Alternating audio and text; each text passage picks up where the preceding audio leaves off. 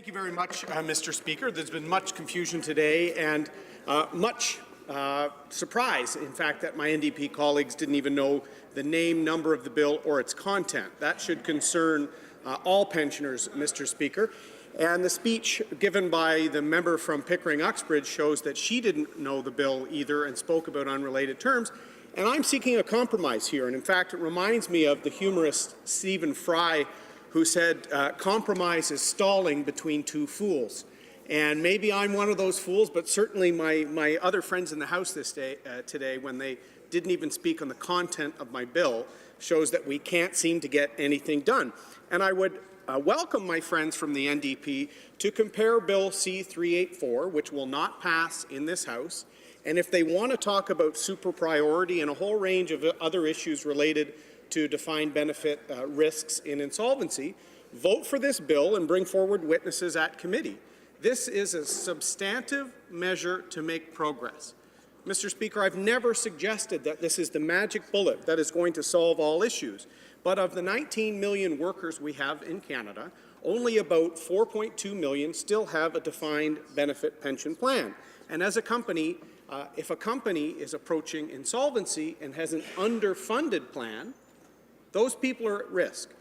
And our Companies Creditors Arrangement Act, which allows for the preservation of firms, and I worked on this as a corporate lawyer on the preservation of Air Canada, Mr. Speaker, and many members will be taking that airline home this weekend. It did not go bankrupt.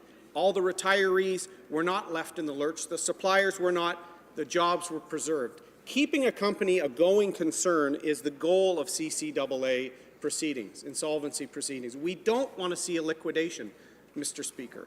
So that is the intent. Make progress on three key areas, and that's what Bill C-405 does. First, it allows pension administrators to preserve and enhance the funds that are left. As my colleague from Calgary said quite eloquently, when there's an insolvency and a liquidation, there's usually bad economic times. So that's the worst time possible to actually annuitize that remaining fund. So if it's already underfunded and only 80% of the funds are available for retirees, the annuity they have to purchase at the worst time to preserve payments might take another 10% or so away from that, Mr. Speaker. We need to preserve and enhance those funds. That's one thing this bill will do. Why would anyone possibly oppose that? If you want to argue about the threshold of how many pensioners have to vote for approval of the administrator to merge with another plan or do something to preserve and enhance those assets, let's debate that at committee. Let's have experts say, should it be one-third reject the plan or one-third approve? But at least we need to have options to preserve and potentially give them better returns in the future. Keep that fund going. Enhanced pooling of resources, all the benefits of a plan. That's one thing. The second thing this bill does is it eliminates the abuse and unfairness of key employee retention plan payments. My friends from the NDP talked a lot about Nortel and others, $200 million paid out, in many people's views, unfairly to senior executives. This will constrain that. This will curb that, Mr. Speaker, by changing our insolvency regime, giving the ability for unfair large bonuses and payments to be made while there's an underfunded pension liability. It will also allow national reporting to the OSC and to provincial legislatures because pensions are provincial and federal. I would like to thank a lot of people that have helped me in the process, Mr. Speaker. Brian Rutherford, Mike Powell from Genmo, even though they don't agree with the substance of some elements, this is what I brought forward. Don Raymond, Keith Ambitshire, Pension Advisory, Rob Corkum, Paul Forstell, Andrea Bochter at Stikeman Elliott, and even Natasha Monkman, a pension lawyer from Curtis, Mr. Speaker. And pensioners are emailing all of us.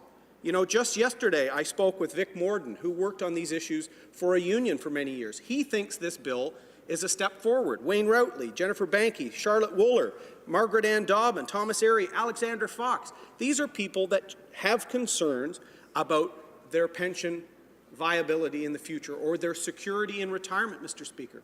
Bill C-405 makes tangible steps, and we should send it to committee, and if the NDP want to look at super priority or other issues, that can be looked at in committee, Mr. Speaker, but we're in a situation where they would rather have no progress than making substantive processes in the 3 areas I mentioned, Mr. Speaker. I predict to you and to this House, Mr. Speaker, there will not be a bill passing on super priority in this Parliament. So why would we not at least provide certainty for pensioners that this bill does? So I would like the other parties to put politics aside.